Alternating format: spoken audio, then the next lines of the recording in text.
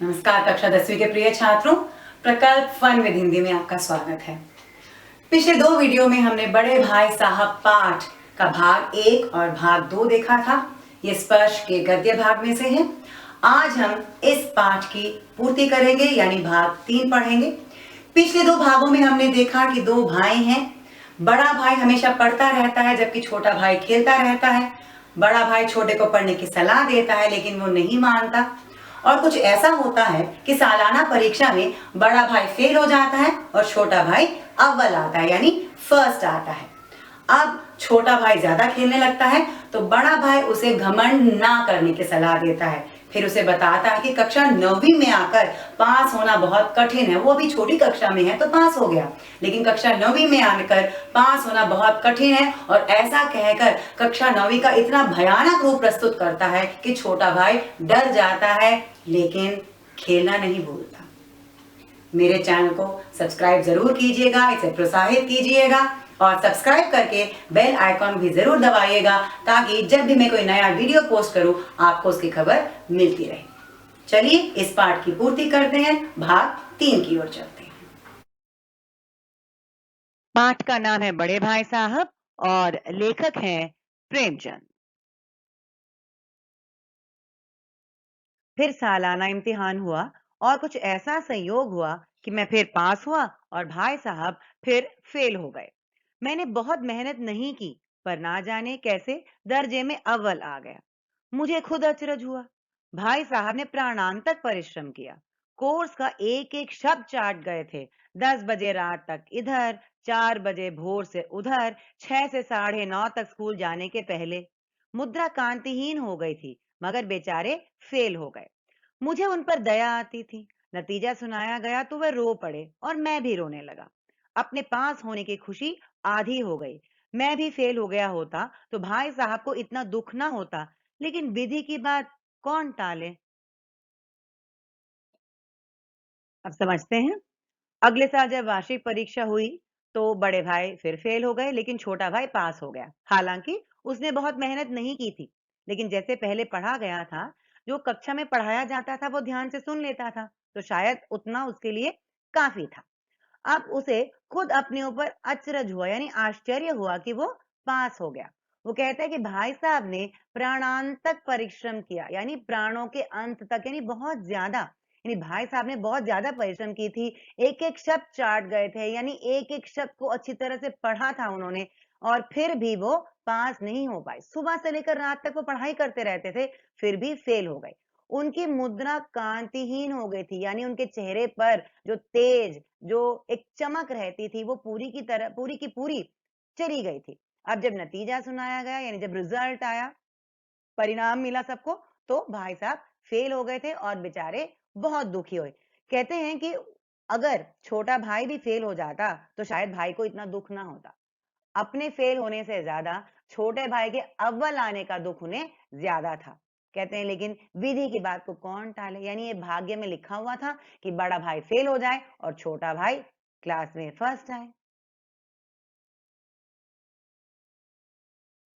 आगे पढ़ते हैं। मेरे और भाई साहब के बीच में अब केवल एक दर्जे का अंतर और रह गया। मेरे मन में कुटिल भावना उदय हुई कि कहीं भाई साहब एक और साल फेल हो जाएं तो मैं उनके बराबर हो जाऊं, फिर वह किस आधार पर मेरी फजीहत कर सकेंगे। लेकिन मैंने इस विचार को दिल से बलपूर्वक निकाल डाला। आखिर वो मुझे मेरे हित के विचार से ही तो डांटते हैं।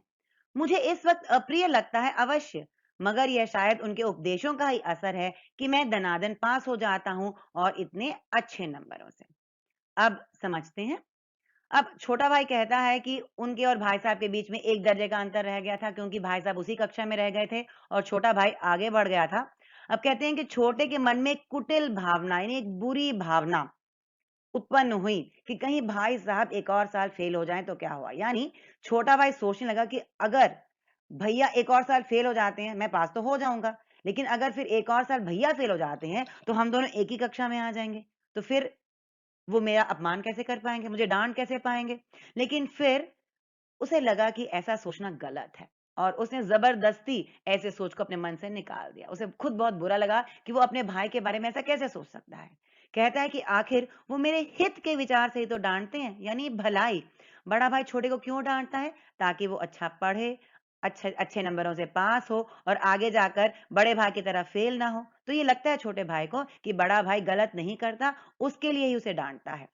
मुझे इस वक्त अप्रिय लगता है, यानी जब बड़ा भाई डांटता है तो छोटे को अच्छा नहीं लगता, लेकिन बाद में वो सोचते हैं कि शायद इसी वजह से वो दनादन पास होते जाते हैं। दनादन यानी फटाफट, लगातार, एक के बाद एक। कहने का मतलब ये है कि छोटे भाई को लगता है कि क्योंकि उसका बड़ा भाई उसे डांटता है, वो कक्षा में अव्वल आता है। ये तो हम जानते हैं कि छोटा भाई बुद्धिमान था, तो कक्षा में जितना पढ़ाया जाता था वो समझ लेता था और वो उसके पास होने के लिए काफी था। लेकिन शायद क्योंकि बड़ा भाई जब डांटता था तो छोटा भाई बैठकर पढ़ाई कर लेता था, इसलिए ना केवल पास बल्कि कक्षा में वो अव्वल आ जाता था और इसका श्रेय वो अपने बड़े भाई को ही देता है। छोटा भाई आगे कहता है कि अब भाई साहब बहुत कुछ नरम पड़ गए थे। कई बार मुझे डांटने का अवसर पाकर उन्होंने धीरज से काम लिया। शायद अब वह खुद समझने लगे थे कि मुझे डांटने का अधिकार उन्हें नहीं रहा, या रहा भी तो बहुत कम। मेरी स्वच्छंदता भी बढ़ी। मैं उनके सहिष्णुता का अनुचित लाभ उठाने लगा। मुझे कुछ ऐसी धारणा हुई कि मैं पास हो ही जाऊंगा, पढ़ूं या ना पढ़ूं, मेरी तकदीर बलवान है। इसलिए भाई साहब के डर से जो थोड़ा बहुत पढ़ लिया करता था वह भी बंद हुआ। अब जब छोटा भाई पास हो गया, बड़े भाई फेल हो गए, तो बड़े भाई, क्योंकि उन्हें बहुत बुरा लग रहा था कि वो फेल हो गए हैं, कुछ नरम पड़ गए थे, यानी उन्होंने डांटना कम कर दिया था। डांटने का अवसर मिलने पर भी वो नहीं डांट रहे थे अब छोटे भाई को, क्योंकि शायद उनको लग रहा था कि वो तो फेल हो गए हैं और इसलिए डांटने का अधिकार नहीं है उन्हें। अब कहते हैं कि ऐसा होने पर छोटे भाई की स्वच्छंदता बढ़ी, स्वच्छंदता, आजादी, स्वतंत्रता बढ़ी। और क्या किया उन्होंने? सहिष्णुता का अनुचित लाभ उठाने लगा। सहिष्णुता यानी सहनशीलता, क्योंकि बड़े भाई सहनशील हो गए थे, छोटे भाई को नहीं डांट रहे थे, तो छोटा भाई भी अपनी आजादी को और बढ़ावा उसने दिया। और क्या किया? वो अपने आप जाकर खेलने लगा, बिना भाई को बताए ज्यादा खेलने लगा, क्योंकि उसके मन में ये बात बैठ गई थी कि उसकी तकदीर बहुत बलवान है, यानी बहुत शक्तिशाली है। वो जो कुछ भी करे वो पास जरूर हो जाएगा। वो पढ़े ना पढ़े, खेले ना खेले, वो पास जरूर हो ही जाएगा।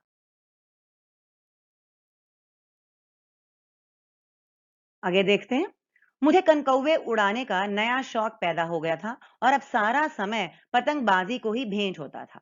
फिर भी मैं भाई साहब का अदब करता था और उनकी नजर बचाकर कनकौवे उड़ाता था। मांझा देना, कन्ने बांधना, पतंग टूर्नामेंट की तैयारियां आदि समस्याएं सब गुप्त रूप से हल की जाती थी। मैं भाई साहब को यह संदेह ना करने देना चाहता था कि उनका सम्मान और लिहाज मेरी नजरों में कम हो गया है।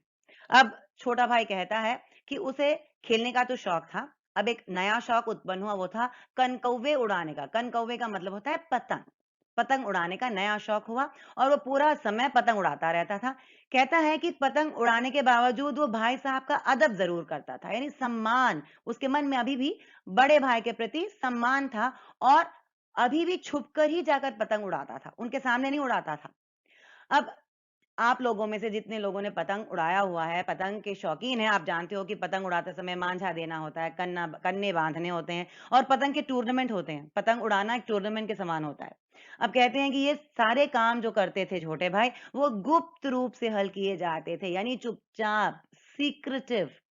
बड़े भाई को नहीं बताते थे, यानी ये काम तब करते थे जब बड़े भाई उनकी आंखों के सामने नहीं होते थे। बड़े भाई को पता नहीं चलने देते थे कि वो जाकर पतंग उड़ाने वाले हैं। कहते हैं कि वो ये नहीं, हालांकि बड़े भाई कुछ नरम पड़ गए थे, छोटा भाई भी उन्हें बताए बगैर खेलने जाता था, लेकिन वो ये नहीं चाहते थे कि उनके भाई को लगे कि उनके मन में जो सम्मान है बड़े भाई के लिए और जो लिहाज है, लिहाज यानी आंखों में शर्म जो है बड़े भाई के लिए, वो कम हो गया है। कहने का मतलब ये है कि छोटा भाई अभी भी बड़े भाई का सम्मान करता था और खेलता तो था ही, क्योंकि उसे खेल पसंद था, लेकिन बड़े भाई से छिपकर, ताकि बड़े भाई को अपमानित ना महसूस हो बड़े भाई। आगे देखते हैं क्या हुआ। एक दिन संध्या समय हॉस्टल से दूर मैं कनकौवा लूटने बेतहाशा दौड़ा जा रहा था। आंखें आसमान की ओर थीं और मन उस आकाशगामी पथिक की ओर जो मंद गति से झूमता पतन की ओर आ रहा था, मानो कोई आत्मा स्वर्ग से निकलकर विरक्त मन से नए संस्कार ग्रहण करने जा रही हो। बालकों की पूरी सेना दौड़ी जा रही थी। किसी को अपने आगे पीछे की खबर ना थी।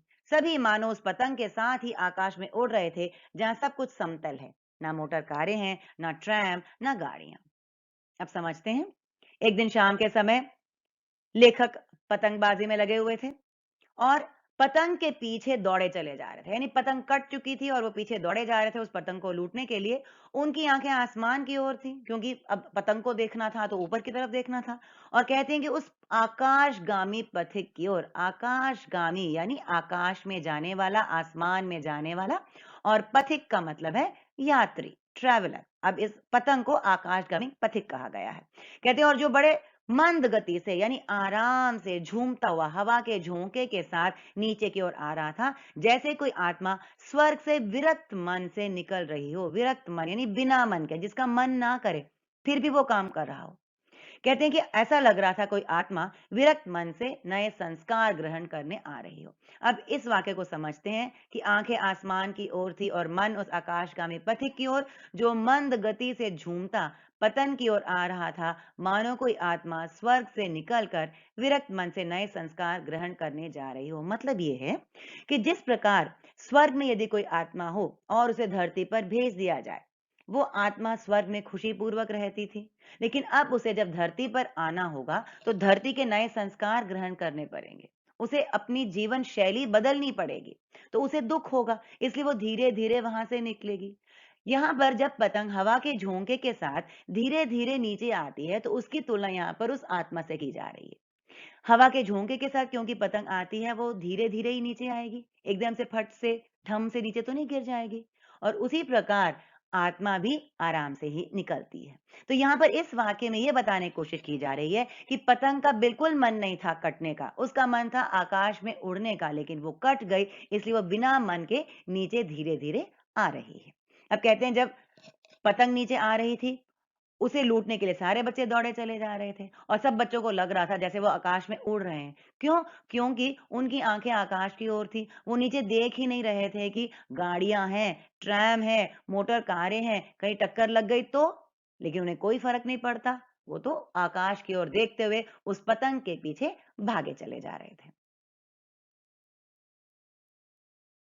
सहसा भाई साहब से मेरी मुठभेड़ हो गई, जो शायद बाजार से लौट रहे थे। उन्होंने वहीं हाथ पकड़ लिया और उग्र भाव से बोले, इन बाजारी लौंडों के साथ ढेले के कनकौवे के लिए दौड़ते तुम्हें शर्म नहीं आती? तुम्हें इसका भी कुछ लिहाज नहीं कि अब नीची जमात में नहीं हो, बल्कि 8वीं जमात में आ गए हो और मुझसे केवल एक दर्जा नीचे हो। आखिर आदमी को कुछ तो अपनी पोजीशन का ख्याल रखना चाहिए। अब जब छोटा भाई पतंग के पीछे भाग रहा था, तो अचानक बड़े भाई से उसकी टक्कर हो गई। मुठभेड़ यानी टक्कर। शायद बड़ा भाई बाजार गया था और कुछ सामान लेकर लौट रहा था, तो तब उसकी टक्कर हो गई। अब कहते हैं कि जब बड़े भाई ने इसे देखा, तो उग्र भाव से यानी गुस्से से तीखी आवाज में उससे पूछा, इन बाजारी लौंडों के साथ, बाजारी यानी बेकार के, लौंडे यानी लड़के, कहते हैं इन बेकार के लड़कों के साथ तुम क्या कर रहे हो? ये क्या खेल खेल रहे हो? ये पतंग के पीछे क्यों दौड़े चले जा रहे हो? कहते तुम्हें इस बात का भी कोई शर्म नहीं, इस बात की कभी कोई लिहाज नहीं कि अब नीची जमात में नहीं हो, यानी नीची कक्षा में नहीं हो, बहुत ऊंची कक्षा में आ गए हो। उस जमाने में 8वीं को बहुत ऊंची कक्षा माना जाता था। जो 8वीं पढ़ लेता था, ये मान लिया जाता था कि बहुत ऊंची पढ़ाई कर ली है। इसलिए बड़ा भाई कहता है कि तुम इतनी बड़ी क्लास में आ गए हो, तुम्हें अपनी पोजीशन का ख्याल नहीं है। ये तो बाजारी लड़के हैं, इनको तो पढ़ाई लिखाई के बारे में कुछ नहीं मालूम। तुम तो जानते हो कि 8वीं कितनी बड़ी कक्षा है, तो तुम इन लड़कों के साथ क्यों खेल रहे हो? बेकार में अपना वक्त क्यों जाहिर कर रहे हो? अब आगे पढ़ते हैं। एक जमाना था कि लोग 8वां दर्जा पास करके नायब तहसीलदार हो जाते थे। मैं कितने ही मिडिलचियों को जानता हूं जो आज अव्वल दर्जे के डिप्टी मजिस्ट्रेट या सुपरिंटेंडेंट हैं। कितने ही 8वीं जमात वाले हमारे लीडर और समाचार पत्रों के संपादक हैं। बड़े बड़े विद्वान उनकी मातहती में काम करते हैं, और तुम उसी 8वें दर्जे में आकर बाजारी लौंडों के साथ कनकौवे के लिए दौड़ रहे हो। मुझे तुम्हारी इस कम अक्ली पर दुख होता है। तुम ज़हीन हो, इसमें शक नहीं, लेकिन वह ज़हन किस काम का जो हमारे आत्मगौरव की हत्या कर डाले। अब बड़े भाई की उपदेशमाला शुरू हो जाती है। वो कहते हैं कि एक ऐसा ज़माना था कि लोग 8वीं कक्षा पास करके तहसीलदार बन जाया करते थे। अब तहसीलदार सरकारी नौकरी होती है और उसके लिए बहुत ज़्यादा पढ़ना-लिखना यानी ऊँची कक्षा का पढ़ना-लिखना ज़रूरी होता है। अब कहते हैं कि 8वीं कक्षा पढ़ के लोग तहसीलदार बन जाया करते थे। मैं कितने ही मिडिलचियों को जानता हूँ, मिडिलची यानी जो 8th पास हों। 8th को मिडिल स्कूल कहा जाता है ना, तो मिडिलची यानी जो 8th पास हो। कहते हैं कितने मिडिलचियों को जानता हूँ जो आज डिप्टी मजिस्ट्रेट या सुपरिंटेंडेंट हैं और ये दोनों भी सरकारी नौकरियां हैं जिन्हें पाने के लिए पढ़ना ज़रूरी होता है, यानी पढ़ाई में अच्छा होना ज़रूरी होता है। कहते हैं कि इतने सारे लोग तो संपादक हैं समाचार पत्रों के।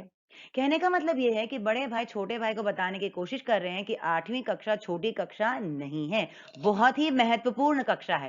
कहते हैं कि बड़े-बड़े विद्वान इन 8वीं कक्षा के लोगों के मातहती में काम करते हैं। मातहती यानी अधीन, यानी 8वीं कक्षा इतनी महत्वपूर्ण कक्षा है कि ये कक्षा पास करके जो नौकरी करता है, सरकारी नौकरी करता है, बड़े-बड़े विद्वान भी इनके अधीन काम करते हैं और भाई साहब कहते हैं कि तुम भी उसी 8वीं कक्षा में हो, लेकिन तुम क्या कर रहे हो? इन बाज़ारी लड़कों के साथ खेल रहे हो। कहते हैं कि तुम्हारी इस कम अक्ली पर दुःख होता है। कहते हैं तुम्हारी अक्ल पता नहीं कहाँ घास चरने गई है, तुम्हारी अक्ल कितनी कम है और मुझे इस बात का बहुत दुःख हो रहा है। कहते हैं तुम ज़हीन हो। ज़हीन का मतलब है प्रतिभाशाली, टैलेंटेड। कहते हैं लेकिन वह ज़हन, ज़हन यानी प्रतिभा, टैलेंट। कहते हैं तुम प्रतिभाशाली हो, टैलेंटेड हो, लेकिन उस टैलेंट का क्या फ़ायदा जो कोई काम ना आ सके, जो हमारे आत्मगौरव की हत्या कर डाले। आत्मगौरव यानी आत्मसम्मान, सेल्फ रिस्पेक्ट। अब बड़ा भाई छोटे को कहता है कि तुम 8वीं में आ गए हो, लेकिन जो सेल्फ रिस्पेक्ट तुम में होना चाहिए, वो पता नहीं कहाँ गया। तुम्हें सोचना चाहिए कि तुम 8वीं में हो और उसके अनुसार ही तुम्हारा आचरण होना चाहिए। लेकिन तुम्हारा आचरण उसके अनुसार नहीं है। ऐसा लगता है जैसे तुम्हारे अंदर जो आत्मसम्मान था, वो अब गायब हो चुका है। भाई साहब आगे कहते हैं, तुम अपने दिल में समझते होगे मैं भाई साहब से महज़ एक दर्जा नीचे हूँ और अब उन्हें मुझको कुछ कहने का हक नहीं है। लेकिन यह तुम्हारी गलती है। मैं तुमसे 5 साल बड़ा हूँ और चाहे आज तुम मेरी जमात में आ जाओ और परीक्षकों का यही हाल है, तो निस्संदेह अगले साल तुम मेरे समकक्ष हो जाओगे और शायद 1 साल बाद मुझसे आगे भी निकल जाओ। लेकिन मुझ में और तुम में जो 5 साल का अंतर है, उसे तुम क्या, खुदा भी नहीं मिटा सकता। मैं तुमसे 5 साल बड़ा हूँ और हमेशा रहूँगा। अब बड़ा भाई छोटे से कहता है कि तुम ये मत सोच लेना कि तुम मुझसे महज़ मात्र 1 कक्षा नीचे हो। कहते हैं कि ये मत सोच लो कि मैं अब तुम्हें नहीं डाँट सकता। ये मेरा हक है तुम्हें डाँटने का। क्यों? क्योंकि मैं तुमसे 5 साल बड़ा हूँ और चाहे तुम मुझसे एक ही कक्षा नीचे हो, लेकिन मैं हमेशा तुमसे बड़ा ही रहूँगा। वो कुछ कोई या कुछ भी उसे बदल नहीं सकता। कहते हैं तुम मेरे समकक्ष हो जाओगे यदि परीक्षकों का यही हाल रहा। समकक्ष यानी क्लासमेट, एक ही कक्षा के। कहने का मतलब ये है कि बड़े भाई को लगता है ये उनकी गलती नहीं है कि वो फेल हो गए। ये परीक्षकों की गलती है। वो ठीक से नंबर नहीं दे रहे हैं इनको। कहते हैं कि अगर परीक्षक ऐसे ही रहे और ऐसे ही नंबर अगले साल भी ना दें, तो बड़े भाई फेल हो जाएँगे और फिर आगे भी ना दें, तो बड़े भाई एक कक्षा नीचे भी आ जाएँगे। कहते हैं अगर ऐसा भी हो जाए, अगर तुम मुझसे आगे भी निकल जाओ, फिर भी ये बात कि मैं तुमसे 5 साल बड़ा हूँ, कोई झुठला नहीं सकता, वो बात तो सही रहेगी, सच रहेगी। आगे पढ़ते हैं। मुझे दुनिया का और जिंदगी का जो तजुर्बा है, तुम उसकी बराबरी नहीं कर सकते। चाहे तुम एमए और डीफिल और डीलिट ही क्यों ना कर जाओ। समझ किताबें पढ़ने से नहीं आती, दुनिया देखने से आती है। हमारी अम्मा ने कोई दर्जा नहीं पास किया और दादा भी शायद 5वीं छठी जमात के आगे नहीं गए। लेकिन हम दोनों चाहे सारी दुनिया की विद्या पढ़ लें, अम्मा और दादा को हमें समझाने और सुधारने का अधिकार हमेशा रहेगा। केवल इसलिए नहीं कि वे हमारे जन्मदाता हैं, बल्कि इसलिए कि उन्हें दुनिया का हमसे ज्यादा तजुर्बा है और रहेगा। अमेरिका में किस तरह की राज व्यवस्था है, 8वें हेनरी ने कितने ब्याह किए, आकाश में कितने नक्षत्र हैं, ये बातें चाहे उन्हें ना मालूम हो, लेकिन हजारों ऐसी बातें हैं जिनका ज्ञान उन्हें हमसे और तुमसे ज्यादा है। अब समझते हैं। बड़े भाई यहाँ पर अनुभव के बारे में अपने छोटे भाई को बताते हैं। कहते हैं कि जिंदगी का जो अनुभव है, तजुर्बा यानी जो अनुभव है, उसकी बराबरी में छोटा भाई हमेशा पीछे ही रहेगा क्योंकि बड़ा भाई उसे 5 साल बड़ा है, तो उसका तजुर्बा भी, उसका अनुभव भी 5 साल ज्यादा रहेगा। वो अपने भाई से कहता है कि चाहे तुम कितनी ही डिग्रियां क्यों ना ले लो, तुम हमेशा मुझसे छोटे ही रहोगे। और बड़े भाई का मानना है कि जो ज्ञान है, वास्तविक ज्ञान है, वो पढ़ाई से नहीं, डिग्रियों से नहीं, वो दुनिया देखने से आती है, दुनियादारी से आती है, दुनिया के अनुभव से आती है। अब वो अपनी माँ और पिताजी का उदाहरण देते हैं। कहते हैं उनकी माँ पढ़ी-लिखी नहीं है, उनके पिताजी 5वीं या छठी तक ही पढ़े हैं, फिर भी उनके पास अनुभव है, इसलिए वो अपने बेटों को सही राह दिखाने में सक्षम हैं। उनका पूरा हक है, पूरा अधिकार है कि वो उन्हें डाँटें, उन्हें सुधारें, क्योंकि उनके पास अनुभव है। अब यहाँ पर वो ये भी बताते हैं कि माता-पिता के पास ना केवल अनुभव है, लेकिन उनके पास ऐसी शिक्षा है जो इन दोनों के पास कभी नहीं होगी। वो बड़े हैं, जो वो जानते हैं दुनिया के बारे में, वो कभी भी ये बच्चे यानी उनके बच्चे यानी बड़े भाई साहब और लेखक नहीं जान पाएँगे। अब कहते हैं कि शायद उन्हें राज व्यवस्था के बारे में, राज व्यवस्था यानी सरकार, पॉलिटिक्स के बारे में ज्ञान नहीं। शायद उनको हिस्ट्री का, 8वीं हेनरी के बारे में यानी हिस्ट्री का, इतिहास का ज्ञान नहीं। नक्षत्रों का ज्ञान नहीं यानी साइंस, विज्ञान का ज्ञान नहीं। फिर भी इतनी सारी बातें हैं जिनका ज्ञान उनको है क्योंकि वे अनुभवशील हैं, वे बड़े हैं। भाई साहब आगे कहते हैं, दैव ना करे आज मैं बीमार हो जाऊं तो तुम्हारे हाथ पांव फूल जाएंगे। दादा को तार देने के सिवा तुम्हें और कुछ ना सूझेगा। लेकिन तुम्हारी जगह दादा हो तो किसी को तार ना दें, ना घबराएं, ना बदहवास हो। पहले खुद मरज पहचान कर इलाज करेंगे, उसमें सफल ना हुए तो किसी डॉक्टर को बुलाएंगे। बीमारी तो खैर बड़ी चीज है, हम तुम तो इतना भी नहीं जानते कि महीने भर का खर्चा महीना भर कैसे चले। जो कुछ दादा भेजते हैं उसे हम 20-22 तक खर्च कर डालते हैं और फिर पैसे पैसे को मोहताज हो जाते हैं। पहले मुहावरा देख लें। हाथ पांव फूल जाना यानी बहुत ज्यादा डर जाना। अब बड़ा भाई छोटे को कहता है कि अनुभव, जब वो अनुभव के बारे में कहता है तो बताता है कि अनुभव ज्यादा जरूरी है। कहता है देखो तुम्हारे पास अनुभव नहीं है, तो आगे उदाहरण देता है। कहता है कि अगर मैं आज बीमार हो जाऊं, मैं बीमार पड़ जाऊं तो तुम क्या करोगे? बहुत ज्यादा डर जाओगे। और डर में क्या करोगे? दादा को तार दोगे। तार का मतलब होता है टेलीग्राम। आजकल ये टेलीग्राम नहीं है क्योंकि आजकल ईमेल्स आ गए हैं, व्हाट्सएप आ गया है। उस जमाने में तार होता था, एक जगह से दूसरी जगह कुछ इमरजेंसी होती थी तो तार भेजा जाता था, जो 2-3 दिन में शायद पहुंच जाए। चिट्ठियां पहुंचती थी 10-12 दिन में, तार 2-3 दिन में पहुंच जाते थे। तो तार का मतलब है टेलीग्राम। कहते हैं तुम्हें अगर मेरी तबीयत खराब हो जाए तो तुम दादा को यानी पिताजी को तार भेजोगे। लेकिन पिताजी तुम्हारी जगह होंगे तो अगर कोई बीमार पड़ जाए या मैं बीमार पड़ जाऊं तो वो घबराएंगे नहीं, ना ही बदहवास होंगे यानी ना ही बेहाल होंगे। क्या करेंगे वो? पहले खुद मरज पहचानेंगे। मरज यानी बीमारी। कहते हैं मरज पहचानेंगे, बीमारी पहचानेंगे और फिर उसका इलाज करने की खुद कोशिश करेंगे। अगर वो सफल ना हुए यानी इलाज ना कर पाए, उनके इलाज करने पर वो बीमारी खत्म ना हो, तब डॉक्टर को बुलाएंगे। एकदम से डर कर डॉक्टर को नहीं बुलाएंगे। कहते हैं बीमारी तो बहुत बड़ी बात होती है। एक और उदाहरण देते हैं। कहते हैं पिताजी हमें पैसे भेजते हैं, महीने भर के लिए खर्चा भेजते हैं, लेकिन हम क्या करते हैं? वो 20-22 तारीख तक खत्म कर देते हैं और फिर पैसे पैसे को मोहताज हो जाते हैं। मोहताज होना यानी तरस जाना, मजबूर होना। मतलब ये बड़े भाई कहने की कोशिश कर रहे हैं कि जो पैसे हमें भेजे जाते हैं, क्योंकि हमारे पास अनुभव नहीं है, हम उन पैसों का इस्तेमाल ठीक तरह से नहीं कर पाते। महीना भर उसे चला नहीं पाते। वो पैसे जल्दी खत्म हो जाते हैं और उसके बाद हम पैसे के लिए मजबूर हो जाते हैं। छोटी-छोटी चीज़ों के लिए मजबूर हो जाते हैं क्योंकि हमारे पास पैसे ही नहीं रहते।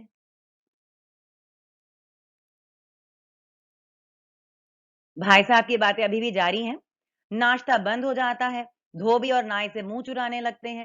लेकिन जितना आज हम और तुम खर्च कर रहे हैं, उसके आधे में दादा ने अपनी उम्र का बड़ा भाग इज़्ज़त और नेकनामी के साथ निभाया है और कुटुंब का पालन किया है, जिसमें सब मिलकर 9 आदमी थे। अपने हेडमास्टर साहब ही को देखो, एमए हैं कि नहीं, और यहाँ के एमए नहीं, ऑक्सफोर्ड के 1000 रुपए पाते हैं, लेकिन उनके घर का इंतजाम कौन करता है? उनकी बूढ़ी माँ। हेडमास्टर की डिग्री यहाँ बेकार हो गई। यहाँ पर एक मुहावरा है, वो देख लेते हैं। मुंह चुराना यानी छुपकर भागना। अब समझते हैं। बड़ा भाई कहता है कि जब पिताजी पैसे भेजते हैं, जो पैसे महीने भर के लिए भेजते हैं, हम उसे 20-22 तारीख तक खत्म कर देते हैं। तो उस महीने के 10 दिन और बचे होते हैं, जिसमें हमें काफ़ी चीज़ें करने के लिए पैसे नहीं मिलते। कहते हैं कि हमारा नाश्ता बंद हो जाता है, हम धोबी से भागने लगते हैं, नाई से भागने लगते हैं, नाई यानी बार्बर, बाल काटने वाला, उससे भागने लगते हैं। ये लोग पैसे नहीं दे पाते तो उनके पास कैसे जाएँगे? ना बाल कटवा पाते हैं, ना कपड़े धुलवा पाते हैं। कहते हैं कि लेकिन जितने पैसे पिताजी हमें पूरे महीने के लिए भेजते हैं, उसमें से आधे में ही वो अपनी उम्र का बड़ा भाग इज़्ज़त और नेकनामी के साथ बिता चुके हैं। नेकनामी यानी अच्छा नाम, शान, शान से बिता चुके हैं और उन्होंने एक कुटुंब का पालन किया, परिवार का पालन किया जिसमें 9 आदमी थे। बड़े भाई कहते हैं कि जितने पैसे पिताजी हम दोनों के लिए महीने भर के लिए भेजते हैं, उसमें से आधे पैसों में से पिताजी ने 9 लोगों का पालन किया था अपने परिवार के। देखो कितने आसानी से, क्योंकि उनके पास अनुभव था, कितने आराम से कम पैसों में ही उन्होंने परिवार का निर्वाह किया था। अब हेडमास्टर का उदाहरण देते हैं। कहते हैं हेडमास्टर उनके एमए पढ़े लिखे हैं। एमए डिग्री है उनके पास और यहाँ की नहीं ऑक्सफोर्ड की, यानी कितने बुद्धिमान हैं, लेकिन पैसों के मामले में बिल्कुल वैसे ही, जैसे ये दोनों हैं, क्योंकि उनके पास अनुभव नहीं। उनकी माँ उनके साथ रहती हैं, उनकी माँ का अनुभव उनसे ज़्यादा है, इसलिए घर को चलाने में उनकी माँ सफल रहती हैं, जबकि हेडमास्टर साहब फेल हो गए, घर चलाने में असफल हो गए, यानी उनकी डिग्री जो वहाँ थी, वो बेकार हो गई। भाई साहब हेडमास्टर के बारे में बताते हैं, पहले खुद घर का इंतजाम करते थे, खर्च पूरा ना पड़ता था, कर्जदार रहते थे। जब से उनकी माताजी ने प्रबंध अपने हाथ में ले लिया है, जैसे घर में लक्ष्मी आ गई है। तो भाईजान, ये गुरूर दिल से निकाल डालो कि तुम मेरे समीप आ गए हो और अब स्वतंत्र हो। मेरे देखते तुम बेराह ना चलने पाओगे। अगर तुम यूं ना मानोगे तो मैं थप्पड़ दिखाकर इसका प्रयोग भी कर सकता हूँ। मैं जानता हूँ तुम्हें मेरी बातें जहर लग रही हैं। अब बड़ा भाई हेडमास्टर के बारे में बताता है। कहता है कि जो वेतन उन्हें मिलता था, उससे वो अपना घर ठीक से नहीं चला पाते थे। हमेशा कर्जदार रहते थे। कर्जदार यानी जो व्यक्ति कर्ज ले, जो व्यक्ति लोन ले, यानी उनके पास जितना वेतन आता था, उससे घर खर्च नहीं पूरा हो पाता था, इसलिए बाहर से भी पैसे कर्ज लेते थे। लेकिन जब से उनकी माँ उनके साथ आकर रहने लगी हैं, तब से उन्होंने कर्जा लेना बंद कर दिया है, क्योंकि माँ घर को बड़े आराम से उन्हीं पैसों में चला पाती हैं। तो कहते हैं अपने भाई से कि ये गरूर दिल से निकाल दो, गरूर यानी घमंड, दिल से निकाल दो कि तुम मेरे समीप आ गए हो। समीप यानी पास। तो बड़ा भाई छोटे से कहता है कि तुम अपने मन से ये घमंड निकाल दो कि हम दोनों की कक्षाएं पास पास हो गई हैं।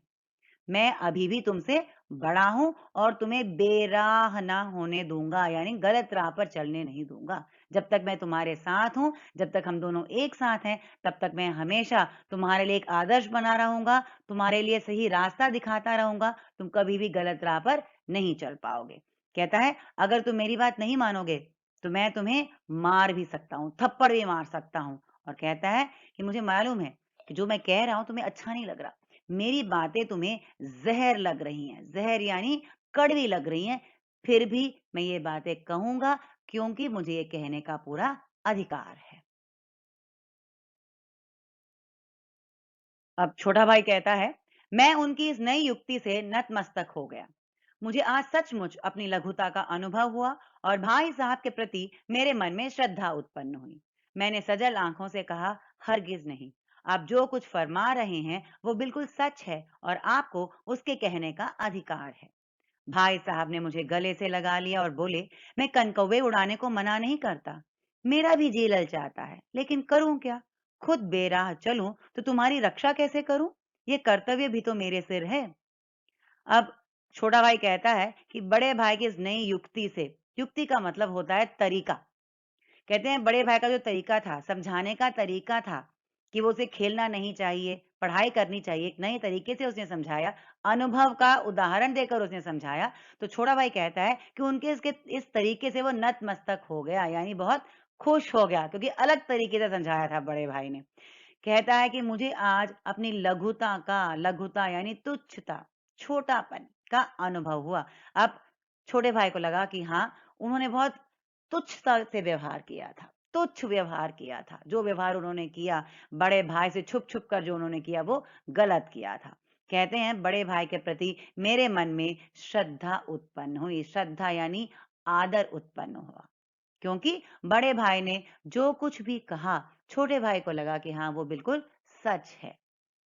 अब कहते हैं कि छोटे भाई की आँखों में आँसू आ गए और ये खुशी के आँसू थे, दुःख के आँसू थे, सब एक मिला-जुला सा भाव उनके मन के अंदर था। उनके मन में उनकी आँखों में आँसू आ गए और उन्होंने अपने बड़े भाई से कहा कि नहीं भाई साहब, आप जो कुछ कह रहे हो बिल्कुल ठीक कह रहे हो। आपको मुझे मारने का भी अधिकार है। जो कुछ आपने कहा यानी मुझे पढ़ने के लिए कहने का भी अधिकार है, मुझे खेलने से मना करने का भी अधिकार है क्योंकि आप मेरी भलाई के लिए कर रहे हो। जब छोटे भाई ने ऐसा कहा तो बड़े भाई ने छोटे भाई को गले लगा लिया। बड़े प्यार से गले लगा लिया और फिर कहा, "मैं ये नहीं कहता कि तुम पतंग ना उड़ाओ।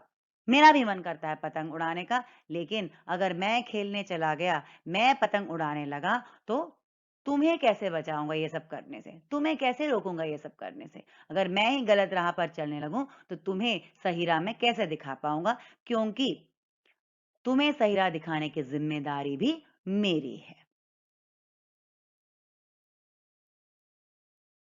आखिर में देखते हैं क्या हुआ। संयोग से उसी वक्त एक कटा हुआ कनकौआ हमारे ऊपर से गुजरा। उसकी डोर लटक रही थी। लड़कों का एक गोल पीछे पीछे दौड़ा चला आता था।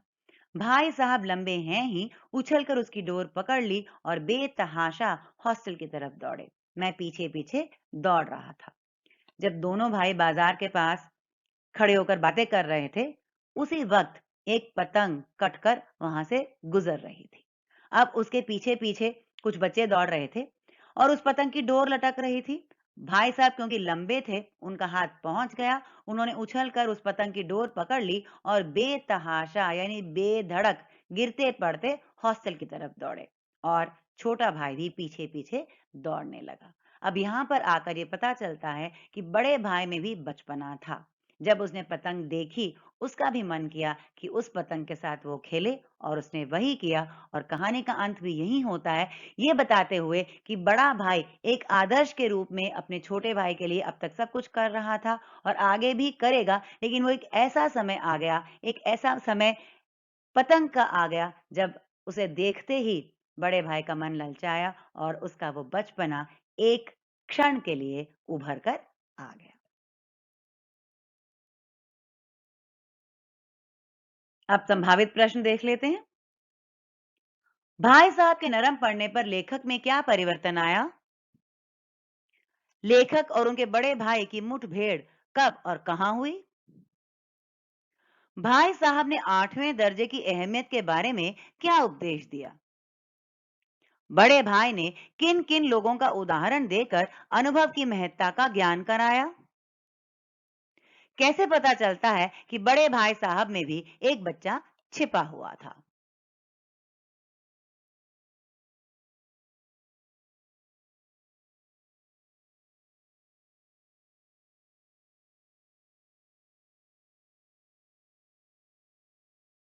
छात्रों, बड़े भाई साहब पाठ की पूर्ति हो चुकी है। मैं इसे विस्तृत रूप से समझा चुकी हूँ।